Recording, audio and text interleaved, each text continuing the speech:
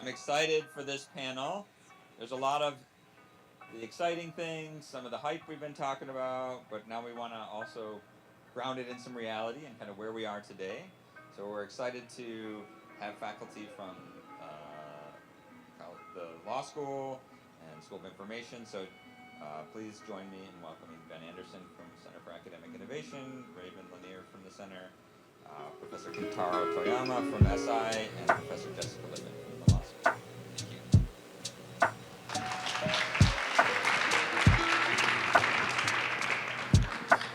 All right. Thank you, everyone, for your eager anticipation of this. Brian, if you're in here, I wrote down your name. So we are going to expect great questions to help drive this conversation. For today's conversation on copyright, we're going to talk about the current state of copyright, thinking about as we're training models and then the outputs that come out of models. And we really encourage as many questions from the crowd as possible. So we are going to get this started by quickly thanking our three panelists, Raven, Kentaro, and Jessica. Thank you so much for joining and sharing your expertise with us today. So we will start out by focusing on the training of large language models. So I'd love to throw it to Raven to talk about what is the current state, the U.S. copyright's current policy on training of models. Yeah, it was right. It was loud. Sorry, y'all. So right now, things are kind of unsettled when it comes to whether or not you can use copyrighted content to train large language models. There are about 30 pending lawsuits right now that involve copyright in some kind of context that are against an AI company or a company who is using an LLM on their website. So I'll explain this just so we're all on the same page. When you are training an LLM, you have to feed it lots of content. Most of that content does not belong to the people who have created the model. They're getting those data sets from other people. And they're not always clear about what information is actually in those data sets. And it's rumored or known that some of them include like pirated books, for example, or things that are from like less savory places. So we're using, or that kind of content is being used. So the question is whether or not it's a fair use under US law to be able to train the large language models and have them like recreating content based on all of this copyrighted information that they've learned. So that is the US's approach. Jessica, I'd love to throw it to you to talk about the EU's approach to fair use and add anything to Raven's comment that you'd like. So there are all sorts of cases right now questioning whether or not training an LLM or another GenAI model on copyrighted content is fair use or not. This is just the training. And so what you're doing is you have to make at least technically a copy of whatever you're feeding it, and then you have to extract a bunch of data, and that data doesn't look like the New York Times, but the whole point is you could reconstruct what that bit of the New York Times was saying, what the words were, and what the order was, and so forth, before you feed it to the model. And in the United States, where we have fair use, many people assume that this is like training students by having them read books. You're just training models by having them read data about texts. And so that'll be fair use. Over in the European Union, they don't have fair use, although they have something called fair dealing. It's a little narrower. But the European Union adopted earlier this year something called the AI Act, which basically requires permission in order to use copyrighted content to train your large language model. Now, the EU is leaving it to the member countries to figure out how to operationalize that. But of course, most of the companies that can afford to invest in generative AI are not just American companies, they're multinational companies, and they have to keep their eye on EU rules as well as US rules when they're deploying their business. And so in the wake of that, we have seen a number of licensing deals announced where great big publishers and some of the dominant GAI companies have announced licensing deals for content. That, of course, poses a danger that if the only thing LLMs get to see is pre-licensed content from the big publishers of major media in the world, that's going to make what is a bias issue in the models we have even worse, because we'll be limiting the content in terms that they see by who owns it. Go ahead, Kantaro. Yeah, so I have no legal training, so I come at a lot of this without the restrictions of what the law is actually like today. And I usually end up siding on these kinds of questions on the side of what would preserve the economic value of human created things. And I believe that they will have value even in a world in which AI conceivably generates things that are just as creative or even more creative than human beings, in the same way that, today we still want to watch human chess players play each other, even though, the smartphone in your pocket can beat even the world's best chess player. And so from that perspective, I actually think what has now become European law is a little bit closer to what I would like to see, which is where companies that need training data basically have to pay for it, either because it's copyrighted, or what ends up happening with a lot of digital technology is that these companies are flush with cash. They're very happy to pay low-wage workers in other countries to generate the content or to do the transcription or whatever it is that a computer cannot do on its own. And so my guess is that will happen regardless. And so, I'd like to see human creations still continue to have value and kind of push that boundary as far as it can go. So when we had our initial conversation about this panel, we posed the question, now how can creators opt out to protect their own intellectual property? So each of our panelists, I'm sure you can imagine, had some thoughts on that. So Raven, you talked about created by humans .ai as an effort for creators to maintain their IP. Can you speak a little bit to, not necessarily created by humans, but to that approach and how someone may protect their IP? Yeah, so the Authors Guild, which is an organization that at least claims to represent the majority of the authors in the United States.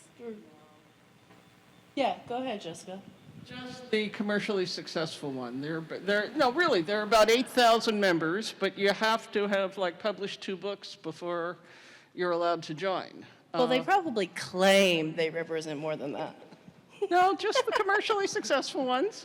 They want you to aspire to be a member of the Authors Guild. So they have a partnership with Created by Humans, which is like a licensing management platform. So it's meant to be a platform where artists can use it to license their uses in AI. And Jessica, your response was, we've gone too far. Can you? I think that ship sailed. I think that, first of all of the licensing deals that I've seen, the amount of money any given author would be able to extract is for general GAI training, as opposed to let's make a bot that does Saul Steinberg cartoons, is not worth the transaction costs of making the deal. Publishers are starting to make deals, and they're reporting to their authors that, well, they'll give them a little bit of money, but they have to divide it up among all of the authors in their corpus going back and forward, and it just doesn't come to much money. And So it's rather like if you upload one song to Spotify,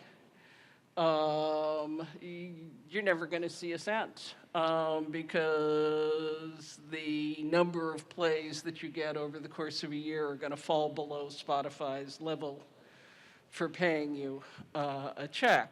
Now, the Authors Guild is taking the position that authors should argue that even though they assigned their entire copyright to their book publisher, they didn't assign that part, the part of being used to train a GAI model, because nobody knew about that, so they didn't have it in mind.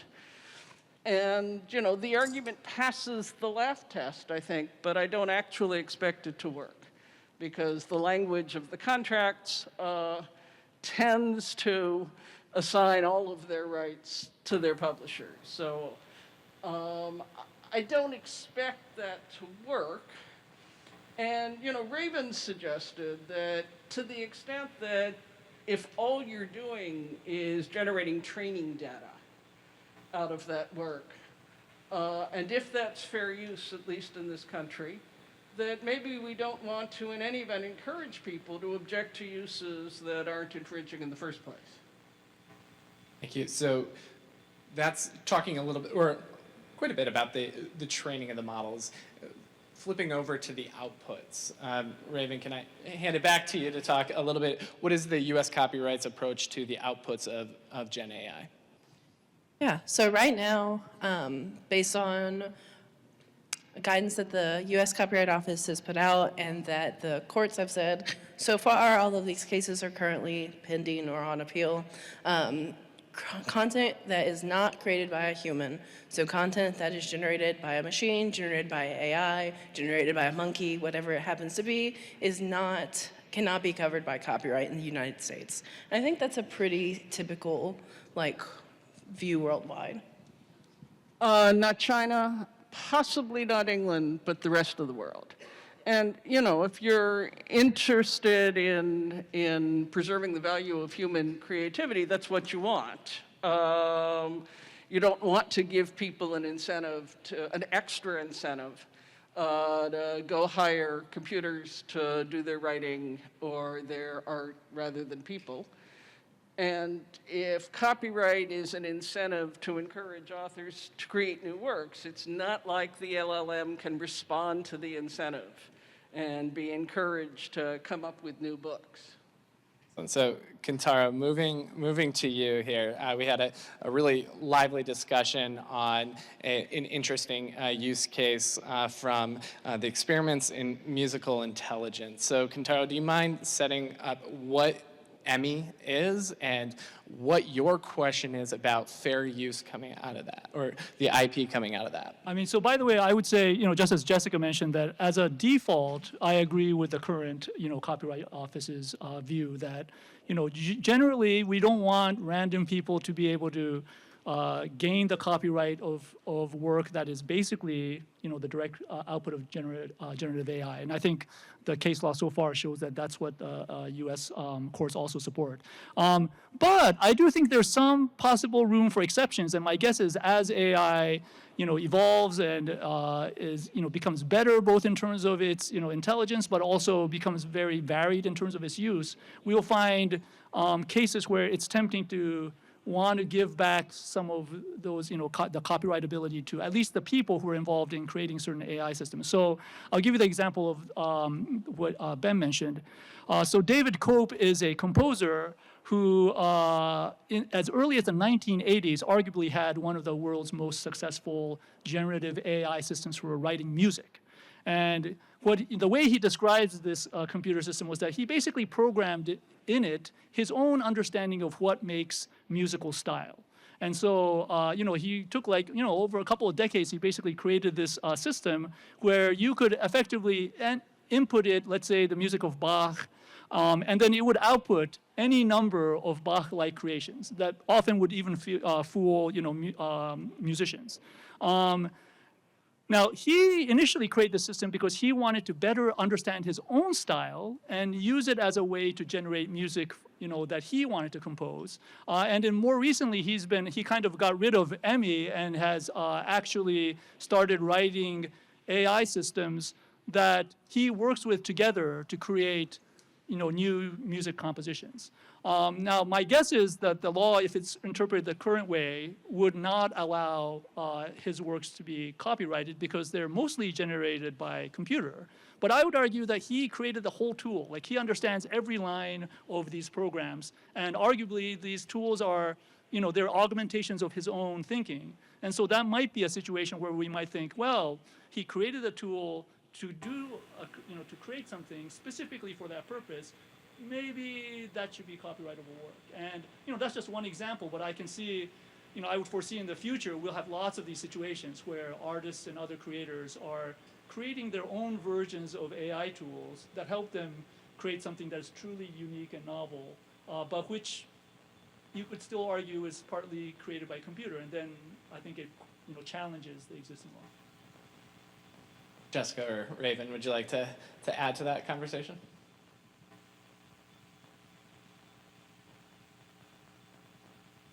So, to the extent that he's working with the program, there may well be enough in his contributions to support a copyright. A problem I see with the sort of case-by-case thing is that copyright is sort of a one-size-fits-all rule. It's completely automatic. We all have copyright in the copyrightable part of the stuff we generate as soon as we fix it in tangible form. And the fact that it's one-size-fits-all brings along a bunch of efficiencies. As soon as we make it, well, let's make this decision as to each work individually, it's going to fit better, but it may work less well. And so that's something that, we have to face. I will say that Congress is going to take a whack at this within the next couple of years. And Congress gets to do what it wants with copyright. So I expect if the large information and entertainment businesses of the United States figure out something that would make them all happy, Congress will enact it, and that will be the new rule. I think one important thing to remember when we're talking about Congress when it comes to copyright is that copyright is not a partisan issue. So the big players in this industry that have money give money to everyone, and we frequently see copyright legislation come through there's not really a lot of arguments or a lot of votes against some of the legislation, and it's not really something that is what was the word I was looking for? They don't argue over it a lot because all of the big players pay money to everyone because it's not nonpartisan. So that's just something to keep in mind. This isn't something that falls on a party line, which I thought was interesting when I was first getting into copyright law. Indeed, congressmen don't write it. This is all written by industry lobbying groups, and when they've all agreed with each other, they pass it along to the judiciary committees, and it basically goes through. Yeah, I was just going to say that's probably true until somebody like Elon Musk decides to weigh in, and then it might become a partisan issue. Yeah. We have more questions that we can dive into, but we would definitely like to open it up to the audience for some Q&A. Jeremy will be over there, and I'll be over here.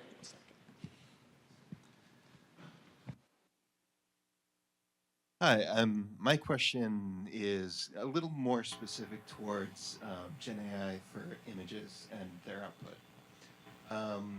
How would you speak to the argument that GenAI doesn't make it on its own, that it requires a human to input a prompt? Could the prompt be copyrighted and the artwork not?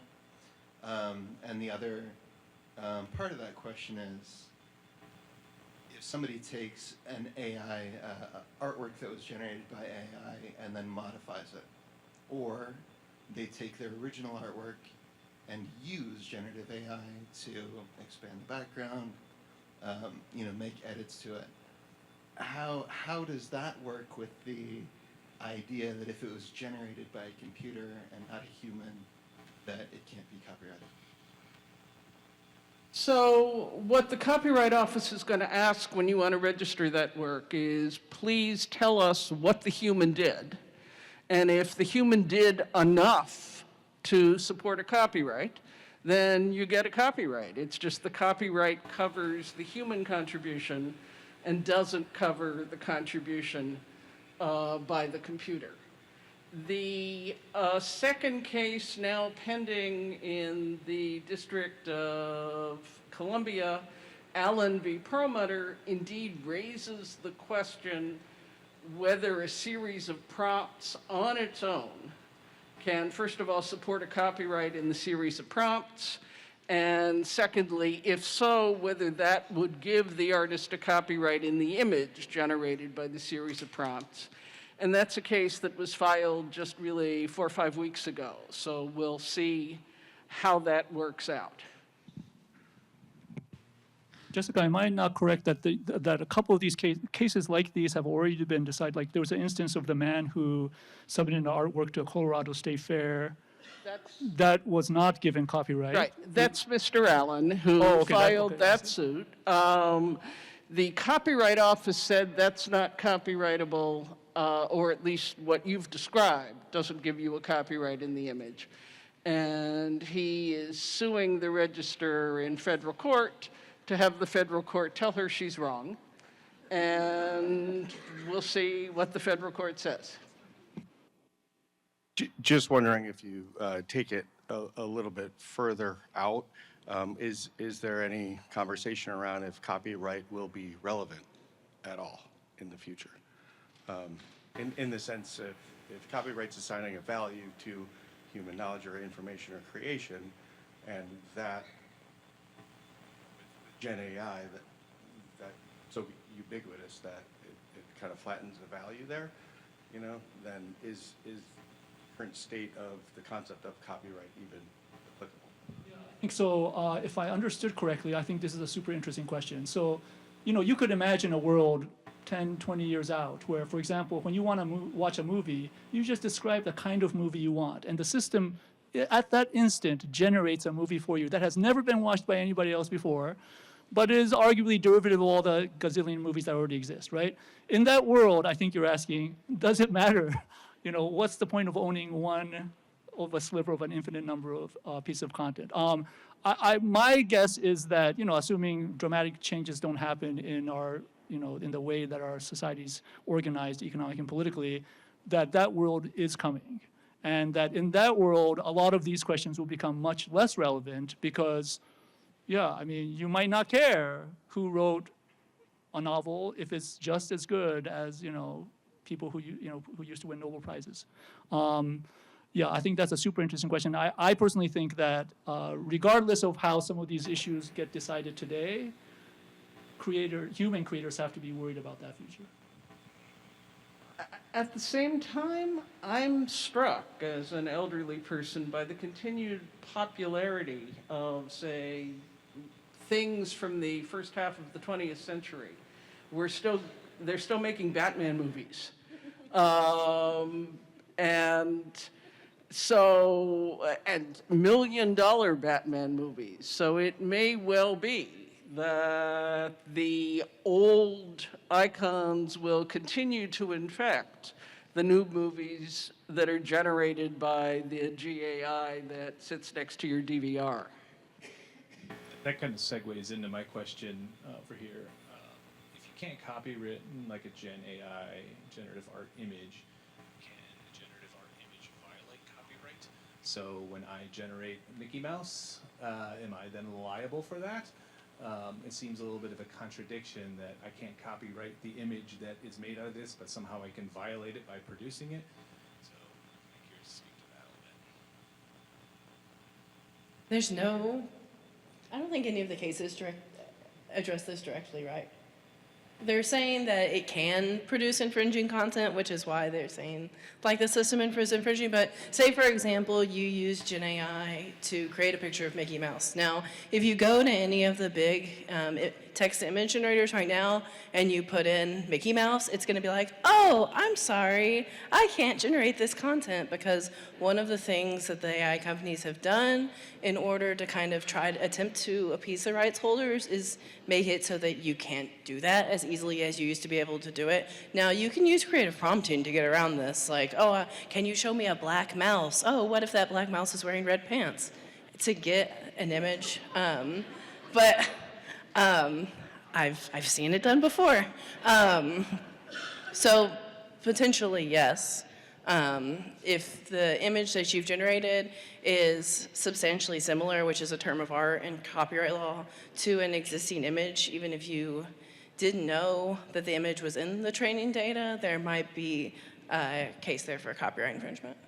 Yeah, I think we analyze infringement the same way, whether the image is created by a computer or a person, because copyright law doesn't care if you meant to copy, it just cares whether you did. So the fact that the model doesn't have any intention at all isn't going to matter.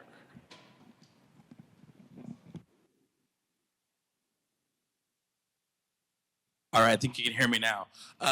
Next question, I was curious, we talked a lot about ownership and copyright of the output of AI tools, but I'm wondering what this looks like for the input of tools. Right now, a lot of the AI products on the market are just calls to OpenAI with a fancy prompt that people are trying to sell you. So can you own those system level prompts? Can you own the ways you're working with the AI and maybe not necessarily the output?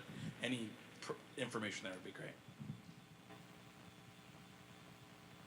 If you're talking about like the source code that makes up the software itself, then yes, that is copyrightable.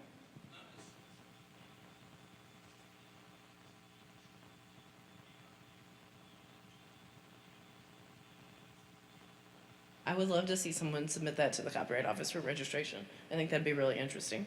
If they would register it or not, I'm honestly not sure.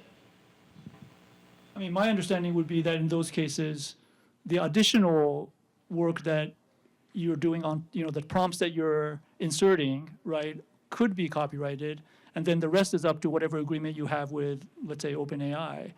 And then some of those might then be subject to various decisions that are still pending. For the benefit of the recording, the question was about copywriting actual prompts. So thank you for those responses. Jeremy, do you have one? Probably have time for one or two more questions, but it sounds like we're going to need more time for this topic. Question over there. Okay. Hi. So, I'm an artist, and my medium is collage. I find bits and pieces from old magazines, I pick up leaves, whatever. I collect all the bits and pieces, some of which come from something I didn't create, but I've created a unique piece of art. My first question is, can I copyright a collage? And if so, how is that any different than using GenAI bits and pieces along with others in my collage? There are a lot of really interesting copyright cases about appropriation art that do involve artists using works that they didn't create, and they come out a variety of ways. So sometimes, yes, you can use that underlying work in the collage, sometimes no. It depends on exactly why you're using those kinds of images. So that's the answer to the first part. And I think the answer to the second part is how is that different than GenAI is that you as a human are creating that, and when the AI as the machine is creating it, it doesn't have that spark of human creativity that we have decided is necessary to have copyright. So one more thing, which is that there are some people who would look at your collage and say, to the extent that's a copy of my work, you are infringing my work, and that I should be able to sue you for that. The trouble with LLMs is that there are so many inputs that, we have several hundred of those people. And so they have filed suit. And they believe that if they do so together, there will be enough money at the end of the rainbow to make this worth their trouble. They may not believe that about your collage. It very much depends on what happens to your collage after you use pieces of. Then one other thing I would add is, you asked a specific question, what's the difference whether a computer creates it or you create it? The Copyright Office is, underlying belief is that it must be human created. So there's actually an interesting case of a computer scientist who actually wanted his computer system to own the copyright for an artwork that it generated. And he was trying to argue that it was autonomous and it was thinking for itself and therefore it deserved the copyright. And the Copyright Office rejected that. He later then tried to get the copyright assigned to him, and I believe it was also rejected on that basis. Well, I'd love to take a moment to thank our great panelists.